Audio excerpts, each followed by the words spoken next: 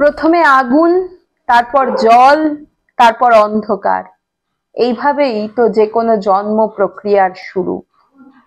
অন্ধকার থেকে জন্ম মুহূর্তের আলোর দিকে যাত্রা করবার লড়াইয়ে নেমেছিল চাঁদ সওদাগর।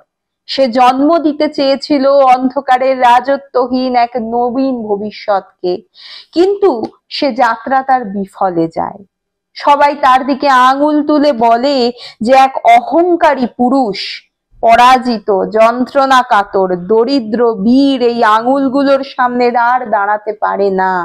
পালিয়ে যেতে চায়, বাঁচতে চায় যুদ্ধক্ষেত্র থেকে, ভাবে যন্ত্রণা মেটানোর একটাই পথ, আত্মঘাতী হওয়া।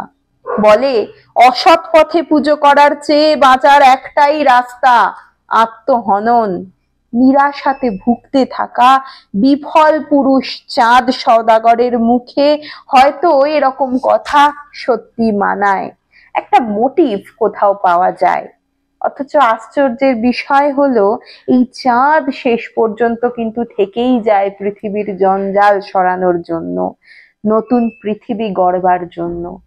তার পরিবর্তে আত্মহত্যা করে তার পুত্র এবং পুত্রবধূ, যাদের অনেক দূর যাত্রা করবার কথা ছিল। চাঁদ বণিকের পালার সব থেকে কষ্টকর যদি কোনো মুহূর্ত থাকে, তবে বেহুলা এবং লক্ষিন্দরের আত্মহত্যার ঘটনাটি। এই অংশ থেকে কেন শুরু করলাম? তার কারণ এই যে বিষয়টা, এটাই এই নাটককে একটা আলাদা জায়গা দান করেছে, এবং তার সঙ্গে সঙ্গে বেহুলা ও লক্ষিন্দর এই দুটি চরিত্রকে একেবারে অন্যভাবে নাট্যকার দাঁড় করিয়ে দিয়েছেন আমাদের সামনে চাঁদ বণিকের পালা নাটকটির মধ্যে দিয়ে। বেশ কতগুলি পর্ব করবার পরে আজকে আবার চাঁদ বণিকের পালা সম্পর্কে একটি পর্ব থাকবে, যেখানে মূলত বেহুলা এবং লক্ষিন্দরকে নিয়ে থাকবে কিছু কথা। তাই শেষ অবধি ভিডিওটি দেখার অনুরোধ রইল। আমরা সকলেই জানি যে মনসামঙ্গল কাব্যের কাহিনীকে কেন্দ্র করে চাঁদ বণিকের পালা নাটকটি গড়ে উঠলেও মনসামঙ্গল কাব্যের কোথাও কিন্তু বেহুলা এবং লক্ষিন্দরকে এইভাবে দেখানো হয়নি যেভাবে নাট্যকার দেখিয়েছেন। সেইভাবে বলতে গেলে তো সনকাকেও ওরকম ভাবে দেখানো হয়নি। প্রত্যেকটা চরিত্রকেই একেবারে অন্যভাবে প্রস্তুত করেছেন নাট্যকার শম্ভু মিত্র আমাদের সামনে। সব থেকে বড় কথা, বেহুলা এবং লক্ষিন্দরের আত্মহত্যা এই বিষয়টা গোটা মনসামঙ্গল কাব্যের কোনো জায়গাতে কোনোভাবেই ছিল না। এই বিষয়টা একেবারেই নাট্যকার শম্ভু মিত্রের নিজস্ব চিন্তন। এই যুগলের আত্মহত্যার মধ্যে দিয়ে বা এই যুগলের চরিত্রের যে বৈশিষ্ট্য, সেগুলি আলোচনার মাধ্যমে 70-এর দশকের রাজনৈতিক এবং সামাজিক প্রেক্ষাপট আমাদের সামনে ফুটে ওঠে। চাঁদ বণিকের সপ্তম পুত্র লক্ষিন্দর ও তার নববিবাহিত স্ত্রী বেহুলা, যারা জীবনের মুখোমুখি হতে পারত মানুষের করুণ সাহসে ভর করে, কিন্তু তারা পারেনি। বুদ্ধিহীন, বোধহীন, মিথ্যাবাদী, কামোৎসুক অন্ধকারের হাত থেকে যারা পালিয়ে বাঁচতে চেয়েছে আত্মহত্যার মাধ্যমে, কিন্তু কিসের জন্য, কিসের লাগি তারা ত্যাগিল দেহ? এই প্রশ্ন কিন্তু মনে বারবার জাগতে থাকে, এবং এই প্রশ্ন থেকেই আমরা বেহুলা ও লক্ষিন্দরের চরিত্রের যে বৈশিষ্ট্য, সেই বিষয়টিও আলোচনা করতে পারি বা সেই বিষয়টিও আমাদের সামনে উঠে দাঁড়ায়। তবে মূলত তাদের এই যে আত্মহত্যার ঘটনাটি, সেটি সত্যি এই নাটকের এক পট পরিবর্তনের মূল বিষয় ছিল। তাই তার উপরেও খানিকটা আলোকপাত এই পর্বে করা হবে। এই বিষয় এক্ষেত্রে আমার মনে হয় বলে রাখা উচিত যে যেহেতু বাস্তবের ওপর ভিত্তি করে নাটকটি গড়ে উঠেছে, তাই আমাদের প্রশ্ন জাগে, হয়তো আমাদের এই পর্বের বা এই আলোচনার মধ্যে এটা না রাখলেও চলতো, কিন্তু আমি ছোট করে একটু বলি যে মানুষ আত্মহত্যা কেন করে, এই প্রশ্নটা যদি আমাদের মনে জাগে, তাহলে বলা যায় যে 1897 সালে প্রকাশিত সুইসাইড নামক একটি গ্রন্থে গবেষক এমিল তুরখাইন বলছেন যে মানুষ সাধারণত 4টি কারণে আত্মহত্যা করে: উন্মাদনাজনিত আত্মহত্যা, আতঙ্ক বা উদ্বেগজনিত আত্মহত্যা, আচ্ছন্নতাজনিত আত্মহত্যা এবং অবসাদজনিত আত্মহত্যা। এরপরে প্রকাশিত আরো একটি গ্রন্থে, ম্যান এগেইনস্ট হিমসেলফ নামক গ্রন্থটি, সেখানে আমরা জানতে পারি যে নৈরাশ্য তো রয়েইছে, তার সঙ্গে সঙ্গে নিজের প্রতি ঘৃণা এবং আত্ম অপরাধ বোধ থেকেও মানুষ কিন্তু আত্মহত্যা করে। অদ্ভুত ব্যাপার, আমরা যখন বেহুলা লক্ষিন্দরের এই যে চরিত্র, বিশেষ করে লক্ষিন্দরের চরিত্র পড়ব, আমরা দেখতে পারবো যে তার মধ্যে কি ভয়ঙ্কর রকমের একটা অবসাদ বাসা বেঁধেছিল। এবং এই লক্ষিন্দরের চরিত্রটা কেবল মনসামঙ্গলের লক্ষিন্দর বা নাটকের লক্ষিন্দর বা 70-এর দশকের লক্ষিন্দর নয়, এটা আমাদের পরবর্তী প্রজন্মেরই একটা প্রতীক হিসেবে আমরা দেখতে পারি এই লক্ষিন্দর নামক চরিত্রটিকে। পড়তে পড়তে আমাদের আজকের সময়ের সঙ্গে কি অদ্ভুত ভাবে সমস্ত কিছুটা মিলে যায়। বিশেষ করে আমি যেটা বলছি লক্ষিন্দর চরিত্রটার ক্ষেত্রে, লক্ষিন্দরের পিতা চাঁদ সওদাগর, যে কিনা সমাজের চোখে একজন ভীষণ রকমের বীর, তা সত্ত্বেও তার ভালোবাসা, দায়িত্ব, এই সমস্ত কিছু থেকে চিরকাল বঞ্চিত থেকে গিয়েছে এই লক্ষিন্দর নামক চরিত্রটি। ছোটবেলা থেকে সে কোনো প্রকার স্বাস্থ্যকর বাল্যকাল পায়নি। মায়ের অতিরিক্ত স্নেহ সে সহ্য করতে পারতো না, তাই সে থেকে গিয়েছে বিচ্ছিন্ন এবং একাকী। পিতাকে পরাজিত অবস্থায় দেখে সে মেনে নিতে পারছে না। চোখের সামনে বারবার লাঞ্ছিত হচ্ছে তার পিতা, তার মা সনকা, তা সত্ত্বেও সে কোনোভাবে প্রতিবাদ করতে পারছে না, লড়াই করতে পারছে না। ভয় পেয়ে তাকে পালিয়ে যেতে হয়েছে, কারণ সে দুর্বল, সে একা। পুনর্জীবন লাভ করবার পরে তার মনে হয়েছে তার সম্মানের গর্বিত পিতার মাথা আজ তারই কারণে নিচু হয়ে গেল। তারই জন্য চাঁদ মনসাকে পুজো দিল, এবং তারপরেও সে কিসের সম্মানে বেঁচে থাকবে? তাই লক্ষিন্দরের মধ্যে প্রথম থেকে একটা আত্ম অপরাধ বোধ কাজ করেছে। নিজেকে কৃমির মতো বলতেও তার দ্বিধা হয়নি।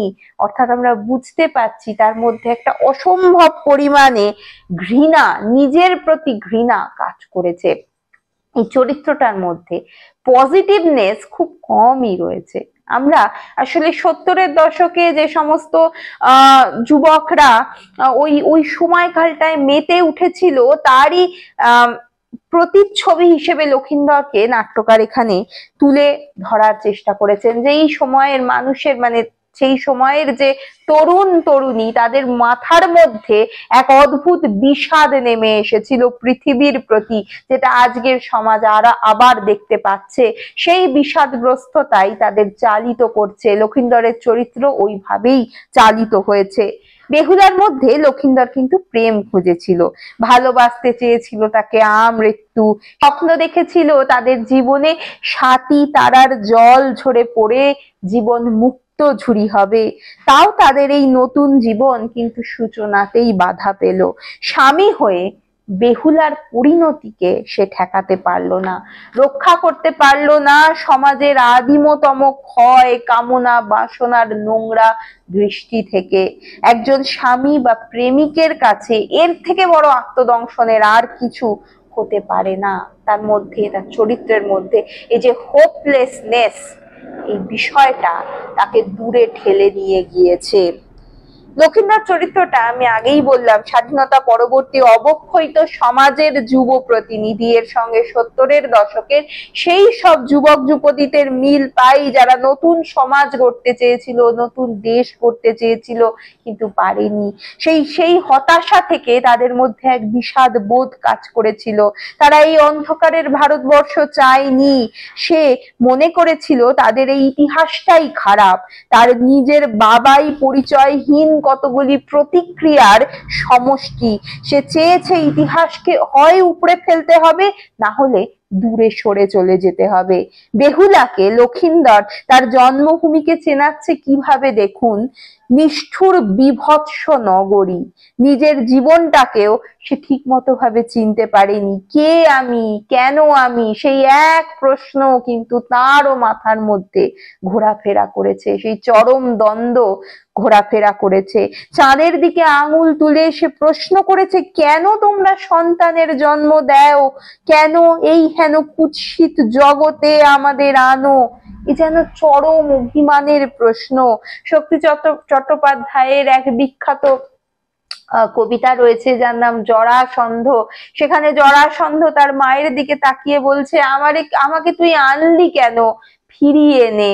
সেই একই কথা আমরা এর মধ্যে দেখতে পাচ্ছি, লক্ষিন্দরের মধ্যে। লক্ষিন্দর বুঝতে পেরেছে যে তার মনের মতো অবস্থা কোনোদিন সৃষ্টি হবে না, না তার পিতামাতার কোনো পরিবর্তন হবে, না এই সমাজের কোনো পরিবর্তন হবে, মনের মতো দেশ সে কোনো দিন গড়তে পারবে না। এই পৃথিবীতে থেকে তার আর বেঁচে থাকার কোনো রাস্তা সে খুঁজে পাচ্ছে না। শেষে গিয়ে সে আত্মহত্যা করছে। তার মনের মধ্যে ইনুই ঘুরতে থেকেছে, এক হোপলেসনেস, এক নিজের প্রতি সেই থেকে জন্ম নিয়েছে প্রচন্ড পরিমাণে ঘৃণা, ভয়। ভয় ঠিক নয়, তার মধ্যে ভয় কোনো কাজ করেনি, পুরোটাই যেন নিজেকে অপছন্দের একটা কারণ হয়ে দাঁড়িয়েছে। এবং সেই কারণগুলি তার পিতা মাতা, সমাজ, এই দেশ, সমস্ত কিছু। এই জায়গায় দাঁড়িয়ে লক্ষিন্দরের মতো চরিত্রের আর কোনো কিছুই করার থাকে না। চরিত্রটিকে এইভাবেই দেখাতে চেয়েছেন শম্ভু মিত্র, এবং তারই আলোকে আমরা বেহুলার চরিত্রের আরো বেশ কিছু বৈশিষ্ট্য পাচ্ছি। এই বেহুলা লক্ষিন্দরকে নিয়ে আমরা বাঙালিরা কত সহজে গান লিখি। কালকে উটের ফনায় নাচছে লক্ষিন্দরের স্মৃতি, বেহুলা কখনো বিধবা হয় না, এটা বাংলার রীতি। কিংবা জীবনানন্দ দাশের সেই ছোটবেলায় পড়া কবিতা বাংলার মুখ আমি দেখিয়াছি, কবিতার শেষ কয়েকটি লাইন, যেখানে বেহুলাও একদিন গাঙুরের জলে ভেলা নিয়ে, কৃষ্ণা দ্বাদশীর জ্যোৎস্না যখন মরিয়া গেছে নদীর চড়ায়, সোনালী ধানের পাশে অসংখ্য অশ্বত্থ বট দেখেছিল হায়, শ্যামার নরম গান শুনেছিল একদিন, অমরায় গিয়ে ছিন্ন খঞ্জনার মতো যখন সে নেচেছিল ইন্দ্রের সভায়, বাংলার নদী মাঠ ভাট ফুল ঘুঙুরের মতো তার কেঁদেছিল পায়। কত সহজে আমরা তাদের নিয়ে এত কবিতা, এত গান লিখেই চলি, কিন্তু বাস্তব তো সত্যি বড় কঠিন। মনসামঙ্গলে বেহুলাকে একজন দুর্দান্ত নারী, দুর্দান্ত সতী স্ত্রী হিসেবে দেখানো হয়েছে, যে কিনা লক্ষিন্দরকে ফিরিয়ে এনেছে, স্বামীর পুনর্জীবন লাভ করিয়েছে, সতীত্বের একদম এক মহার্ঘ বিষয়। কিন্তু এই নাটকে আমরা সেটা পাচ্ছি না। নাটকে যেটা পাচ্ছি বাস্তব রূপ।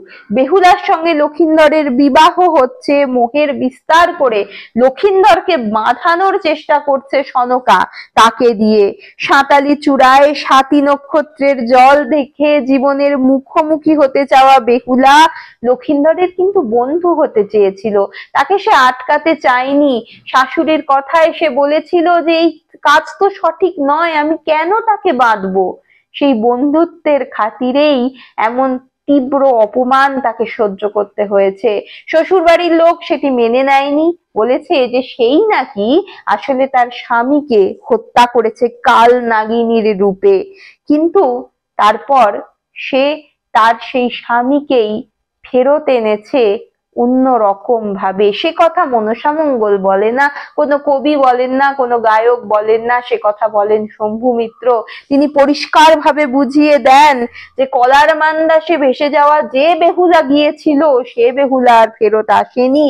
সে যখন ফেরত এসেছে তখন সে স্বল্পভাষী নয়, সে শ্বশুরের চোখের দিকে চোখ রেখে বলেছে, গায়ের চাদর খুলে ফেলে নাগরীর বেশ দেখিয়েছে, বলেছে এমন নাচ সে করেছে সেখানে যে নাচ, সেই কুৎসিত নাচ তাকে কেউ কোনোদিনও শেখায়নি।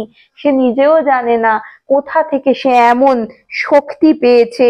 সে বলেছে তুমি যারে দেখেছিলে বিবাহের দিন সে মরে গেল, সঙ্গে এক ভয়ঙ্কর সত্য কথা, জীবনেতে কোন পথে চলতে গিয়ে কোন পথে যে পৌঁছায় মানুষ, এই অবস্থা সে সহ্য করতে পারেনি, যে কারণে এও শেষে গিয়ে আত্মহত্যা করছে। বেহুলার আত্মহত্যার পিছনে প্রায় পুরোটাই সমাজ দায়ী। সনকাকে সে প্রতিজ্ঞা করেছিল যে আমৃত্যু তার নিকটে থাকবে, যদি কোনো সর্বনাশ আসে নিজের জীবন দিয়ে তাকে বাঁচাবে, সেই কারণেই তাকে আত্মসমর্পণ করতে হয়েছে। সেও তো নারী, তারও তো নারীত্বের অবমাননা সে সহ্য করবে কেন? আবার এই আত্মবিসর্জন না দিলে সমাজ তাকে ছেড়ে দেবে না, কেননা সে লক্ষিন্দরের স্ত্রী। তাই নারীত্বের অপমানের চরম আত্মগ্লানি তাকে আত্মহত্যা করতে বাধ্য করেছে। বেহুলার এই আত্মবিসর্জন তাদের যে দাম্পত্য জীবন তাতেও কিন্তু চিড় ধরিয়েছিল। সে জানে যে স্বামী এবং তার মধ্যে যতই পুরনো রূপ ফেরত আসার চেষ্টা করানো হোক না কেন, স্বামী যতই চিরকৃতজ্ঞ হয়ে তার সঙ্গে ধরা দিক না কেন, তাদের যে মধ্যের ব্যবধান সেটা কোনোদিন ঘুচবে না। সামাজিক মানসিকতার চাপে পড়ে লক্ষিন্দরের মনে বেহুলার সতীত্বের প্রশ্ন অবশ্যই জাগবে। সে তার স্বামী হলেও, তাকে ভালোবাসলেও তার পবিত্রতা নিয়ে লক্ষিন্দর একদিন না একদিন সংশয় প্রকাশ করবেই। তাছাড়া বেহুলা এই সামাজিক ব্যাধির চাপে পড়ে নিজেকেই আর পবিত্র বলে মনে করছে না, সেই লক্ষিন্দরের মতো নিজেকে সে ঘৃণা করতে শুরু করেছে। সনকা চাঁদকে বলেছিল, পুরুষের ব্যভিচার সমাজে স্বীকৃত, যত পাপ কেবল নারীর বেলাতে। এদের এইটুকু স্খলনে সমাজ তাদের ঠেলে ফেলে দেয়। বেহুলা যদি বেঁচেও যেত তবে তার ভবিষ্যৎ পড়ে যেত ভয়াবহ সংকটে। সে তো সমাজ বহির্ভূত কোনো একটি কাজ করে ফেলেছে, হোক না তার প্রিয় পুরুষের জন্য, তা সত্ত্বেও সমাজের চোখে সে পতিতা। তাই নিজেকে প্রত্যাহার করে নেওয়াই তার কাছে সব থেকে সহজ বিষয় বলে মনে হয়েছে। যে কোনো মানসিক অবসাদ থাকুক না কেন, নৈরাশ্য থাকুক না কেন, অপরাধ বোধ, অপরাধ বোধ, যে কোনো আত্মহত্যাই আসলে প্রতীকী কান্না। বেহুলা বা লক্ষিন্দরের অন্তরের কান্নাগুলোই ওই মৃত্যুর কারণ। আর এই মৃত্যুগুলোর মধ্যে দিয়ে তারা কিন্তু একটা অন্য স্বপ্নময় পৃথিবীর জন্ম দিয়ে গেছে। কারণ আমরা শেষে দেখতে পাচ্ছি যে চাঁদ এদের মৃত্যুর পরে পুনরায় পাড়ি দিচ্ছে। সমাজের অবক্ষয়, অবক্ষয়িত সমাজ শেষের কোনায় এসে যখন কানায় এসে থেমেছে, তখনই চাঁদের যে ভিতরের সত্তা জাগরিত হয়েছে। তাই প্রত্যেকটা চরিত্র চাঁদকে জাগরিত করবার জন্য উঠে পড়ে লেগেছিল। তার মধ্যে সব থেকে বড় ঘা দিয়েছিল বেহুলা ও লক্ষিন্দর, যাকে মনসামঙ্গলের দুটি পুতুল চরিত্র থেকে একদম বাস্তবের পটভূমিতে এনে দাঁড় করাচ্ছেন শম্ভু মিত্র অসাধারণ ভাবে। আশা করি আমি ছোট পর্বে বেহুলা ও লক্ষিন্দরের যে বৈশিষ্ট্য এই নাটকে, সেই নিয়ে আলোচনা করতে পারলাম। যদি ভালো লাগে আমাকে কমেন্ট করে জানাবেন, এবং চাঁদ বণিকের পালা নিয়ে আর যদি কোনো পর্ব আপনাদের দরকার হয় সেটাও কমেন্ট করে জানাবেন। এই চাঁদ বণিকের পালায় আরো অনেকগুলি পর্ব আছে বা আসতে চলেছে, সেগুলি আমি প্লে লিস্টে দিয়ে দেবো। ভালো লাগলে সঙ্গে থাকবেন, আর উৎসাহিত করতে সাবস্ক্রাইব করতে ভুলবেন না। আজ এই পর্যন্তই, ধন্যবাদ।